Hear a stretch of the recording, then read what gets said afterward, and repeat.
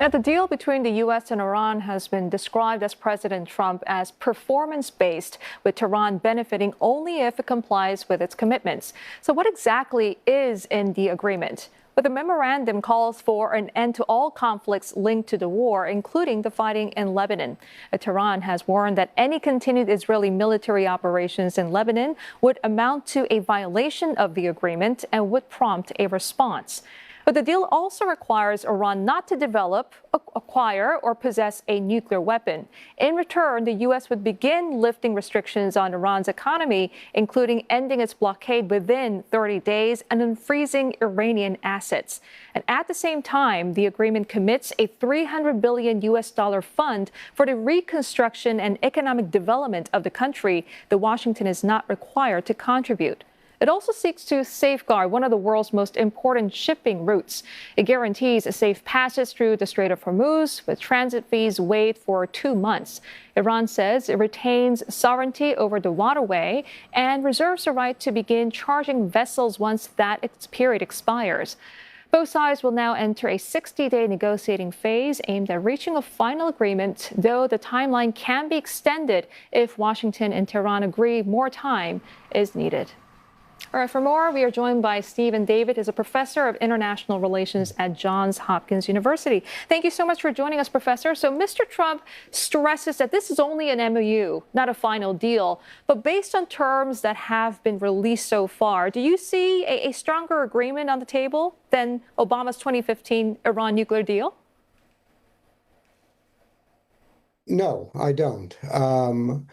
Part of the problem is that the specifics of the deal, the details, have yet to be laid out. All we know is that the Strait of Hormuz will be open. And remember, before the American-Israeli attacks, it was open. And the United States will provide economic benefits to Iran for doing so. The specifics of exactly what Iran will have to do regarding nuclear weapons have not been laid out. And the notion that somehow they're all going to be concluded in 60 days, I think is ludicrous. Professor, at this time, this MOU seems one-sided in Iran's favor. The U.S. has to lift its naval blockade, waive all sanctions, unfreeze Tehran's assets, and all Iran has to do apparently is reopen the waterway within 30 days and make some sort of a vague pledge about nuclear weapons. So I'm wondering what may be behind the U.S. giving so many concessions. Well, it's a good question. Clearly, President Trump was concerned that this war with Iran was very unpopular with the American public, was causing all kinds of economic problems, gas prices especially raised over $1 a gallon. The midterm elections are coming up in November. He was under a lot of pressure to get a deal with Iran that would enable the United States to claim victory and stop the conflict. But again, one has to ask what was accomplished by this deal. The United States and Iran had a reasonable agreement before the war began.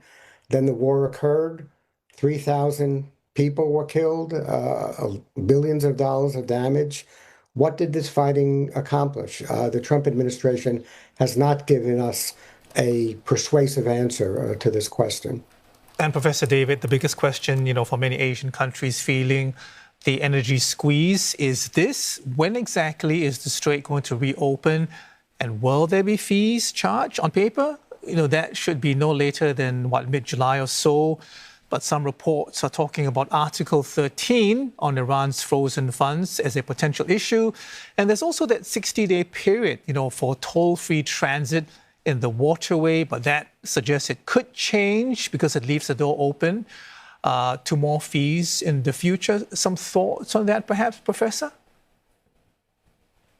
Sure, there are tremendous uncertainties as to when the straits will open. It's going to take time to relieve the logjam of hundreds of ships who have been unable to get out. There are a lot of concerns regarding just when American sanctions will be relaxed, whether the United States is going to facilitate billions, maybe hundreds of billions of dollars going to Iran. Remember, Trump was vicious with the Biden administration, and prior to that with the Obama deal that provided for much smaller amounts of money, unfreezing Iranian funds to go to Iran. So again, tremendous amounts of uncertainty about really everything connected with the deal. Okay, so Professor, I wonder ultimately what worries you the most about this pending deal? Is it the nuclear provisions, is the funding commitments, the absence of missile restrictions, or the broader geopolitical sort of impact?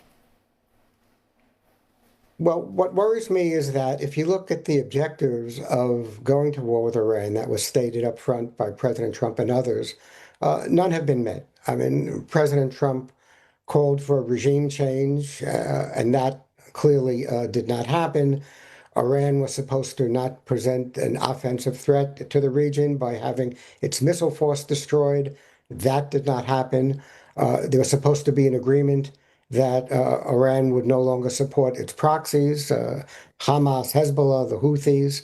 That not only hasn't happened, but if Iran is going to be flush with cash, it will be further enabled to support its proxies throughout the region.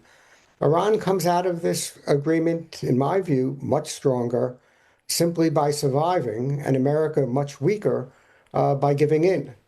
Moreover, this whole affair is likely to drive a further wedge between the United States and Israel. The memorandum of understanding included ceasefire with Lebanon. Israel would like freedom of action to respond to attacks with Hezbollah. So once again, we have friction in the American-Israeli relationship. Again, I come to the question, what did this war accomplish? And it seems to me it's done far more harm than good. I want to push you a little bit more about Israel. Nobody there seems to like this because, as you say, there are fears the money could be used to rebuild its military and missile stockpiles, and fund the proxies like Hezbollah. I mean, these fears presumably are founded to some degree, but is there anything Israel or Benjamin Netanyahu can do about it right now? Not very much. Israel depends on the United States for diplomatic support, for military support. And for a long time now, the solid American-Israeli relationship has been becoming much less solid. Public opinion in the United States for the first time in many decades has, in a majority sense, turned against Israel. There are arguments that the whole reason for the war is that Netanyahu persuaded Trump to engage in this conflict, which I think is somewhat unfair. I mean, Trump makes his own decisions, but nevertheless, the arguments are there.